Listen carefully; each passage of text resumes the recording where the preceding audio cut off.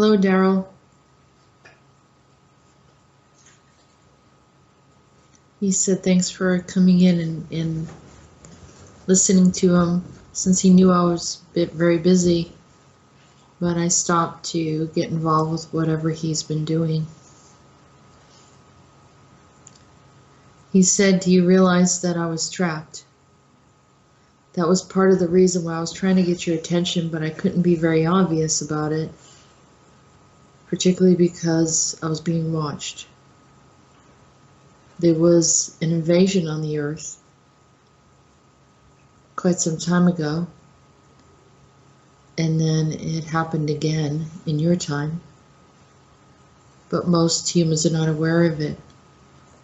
They masked themselves as if they were AI, but they were not. The one who was ruling was very miserable, and he was sort of sat on a throne of some sort, like a king. But he was very corrupt. And so this galactic group thought they could be corrupt as well and get away with things, since this ruler who claimed to be their god was doing a lot of things in front of them.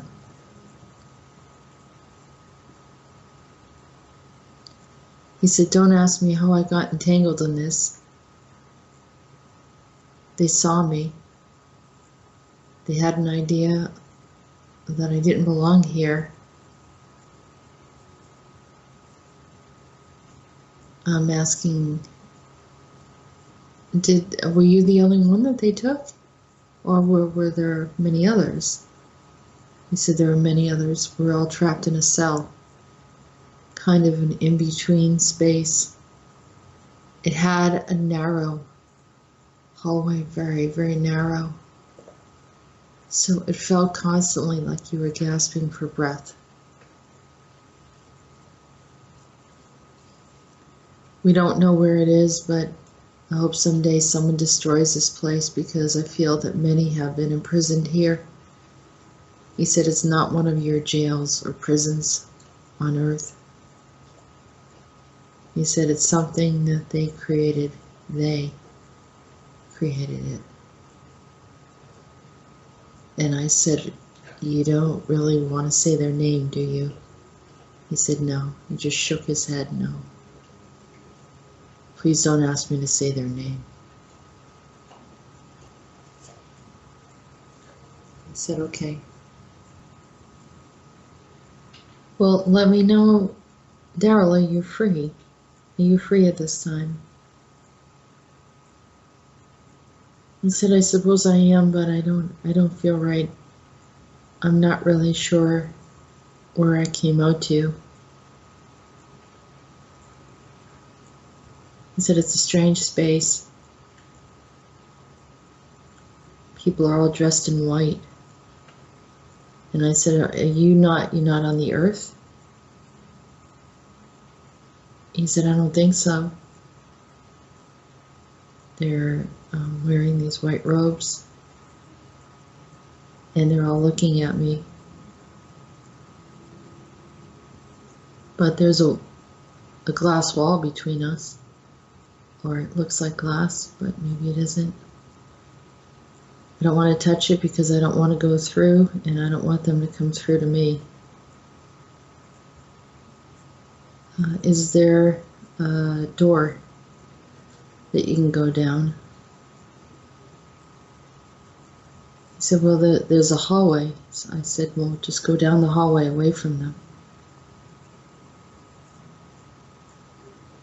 And he started walking, and he's looking behind him to see if they're following him, and they're not. It's almost like they can't see him anymore.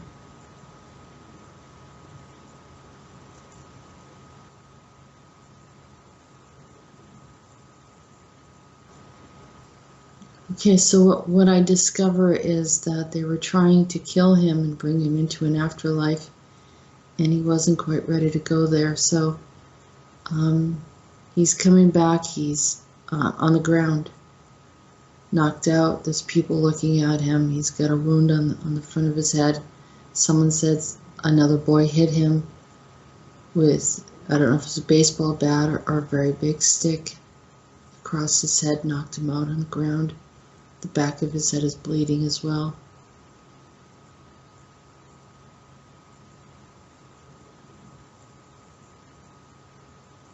He's saying, "I'll be okay."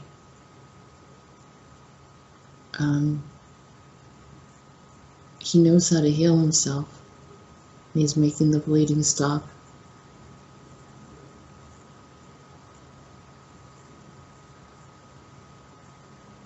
And the people are getting confused. He's moving around in a way that is kind of strange. Like he's sort of moving his neck around and trying to create some healing energy.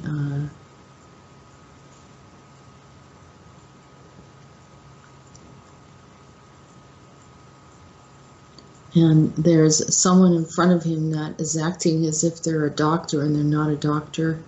He recognizes that there's someone dark, and they keep on trying to hold him down, even though he wants to get up. And he started yelling out for help. And the other people are looking at the guy that was holding him down and saying, "Well, why don't you just let him, move?" He was insisting that he might have hurt his back, and he's saying, "My back doesn't hurt, it's fine." And so he's getting up now.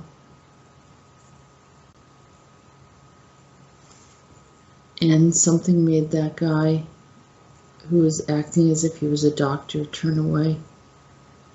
And some of Daryl's friends are coming, and they're acting as if they're his brothers, and saying that, we know where his family is, we'll bring him back home.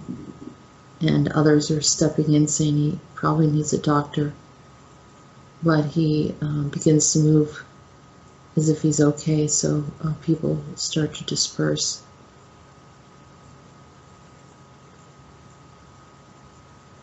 I'm trying to look around to see where they're at. It looks like, is it Jupiter, Florida?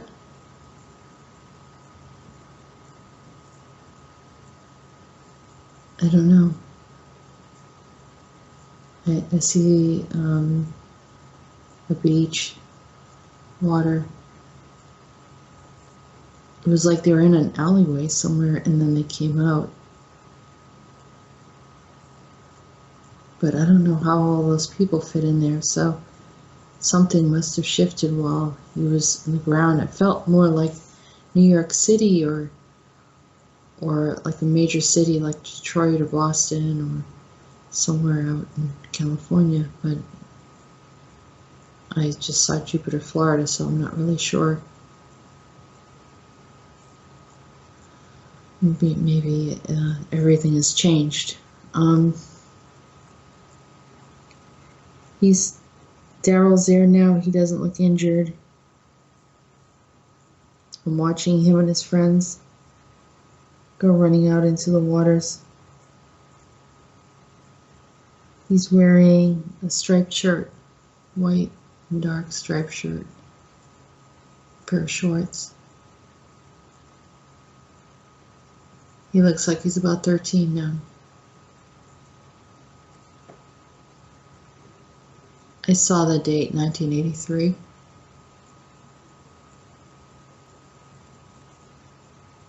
He's pulling some shells out. And then I see like a necklace that he had, like puka beads or something, or some kind of shells for a necklace.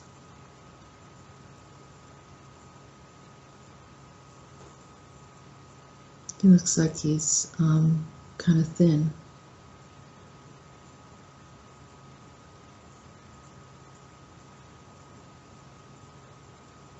I don't know what he's trying to do. He's analyzing the ocean, but he's not saying anything to his friends about it. And it's like he has extra perception, so he can look into the water and kind of see what's there.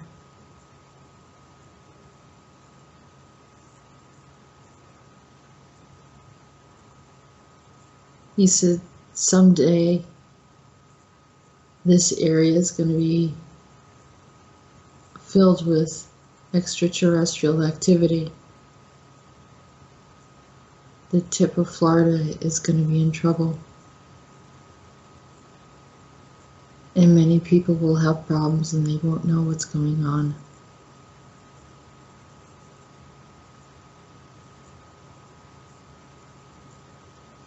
Unless something is changed.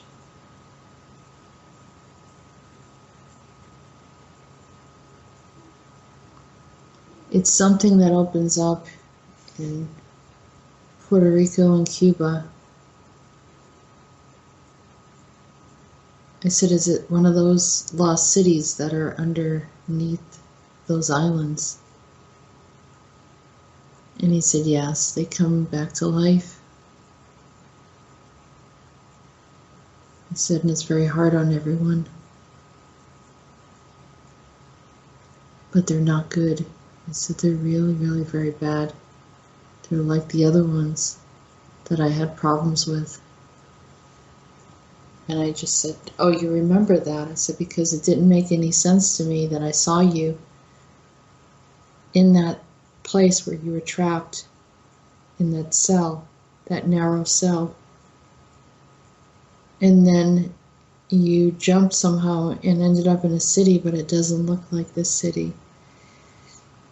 And then you jump from there to here in this beach. He said that you're missing a lot of information, but maybe that's all they'll let you see. I said, well, how much more do I need to know?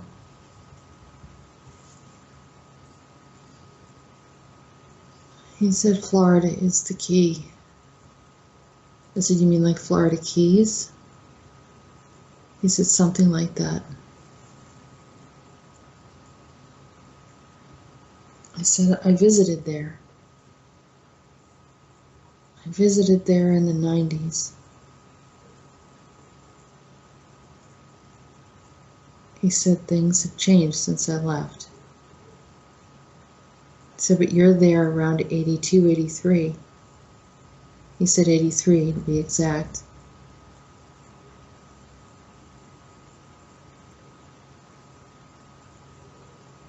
He said, but they pulled you there, they drew you there. You weren't supposed to be there. And they pulled you into some of their stuff of what they wanted you to do. And so you were affected by it. And your life went into a different direction. And that's why it was hard to find you. They did it on purpose. Now I understand why.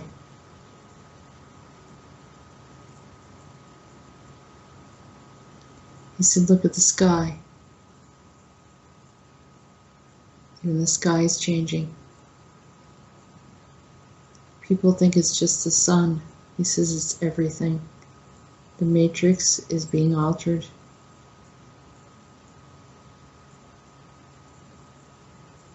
But nobody knows how to fix or change it.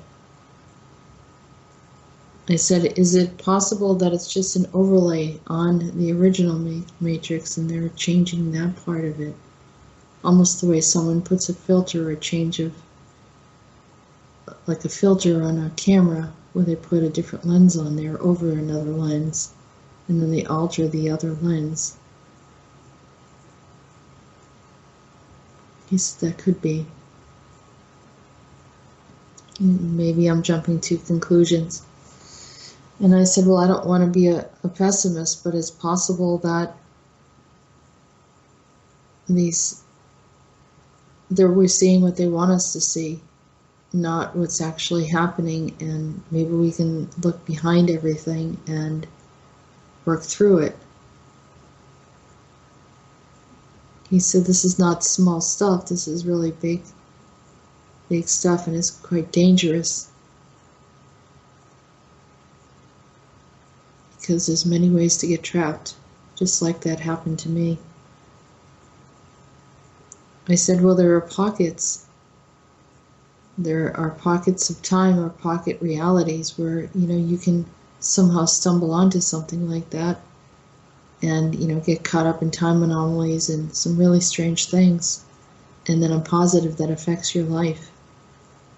Not just in the future, but even those entities can go back in your history and change things. And he said, yeah, that's true. He says, it's dangerous for me because I'm here, particularly for reason to help. And he said, we still haven't learned about everything that's on the planet and how it jumps and can take us out of our mission, separate us from the ones that we came with. He says that has happened multiple times already.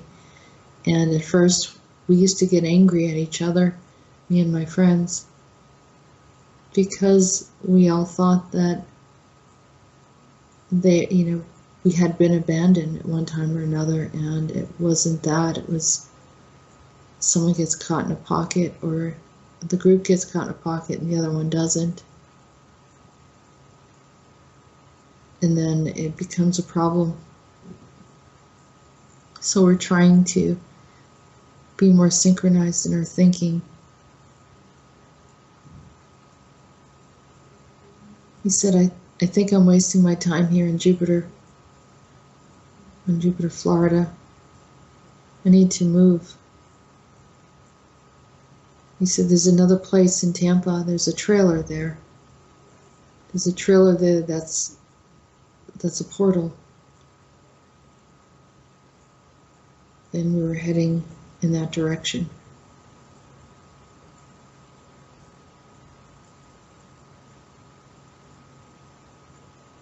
I said, be careful.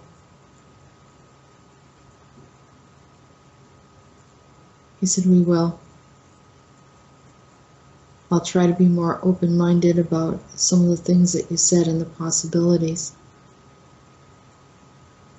And I said, we both can learn from whatever you're looking at, and maybe we can help resolve some of the problems.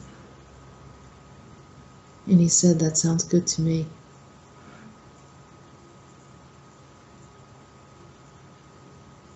So he's waving to me goodbye.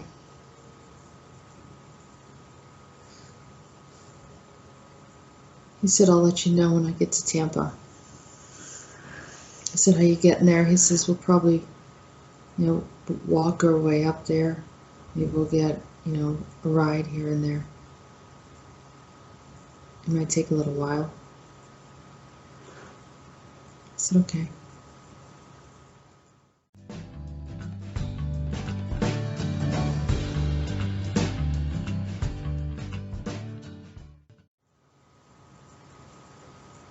So that ends the communication with Daryl Holt, and it was a little confusing at first, but he kind of clarified where he had gone, and he said I was missing, it seems like huge chunks of information as far as what he did in his travels, and so that part I guess I wasn't supposed to see, or maybe I'll see it later, but there's a big gap of information that I didn't get.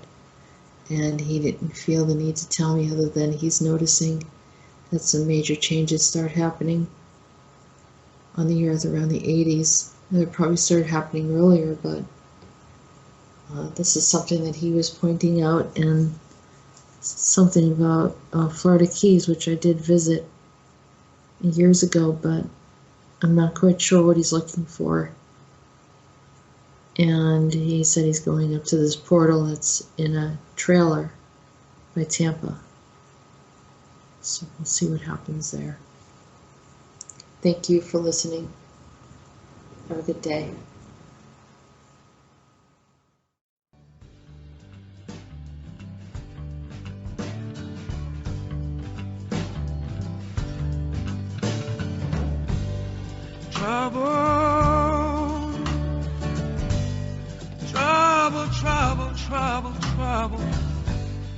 Trouble, bad dog in my soul since the day I was born.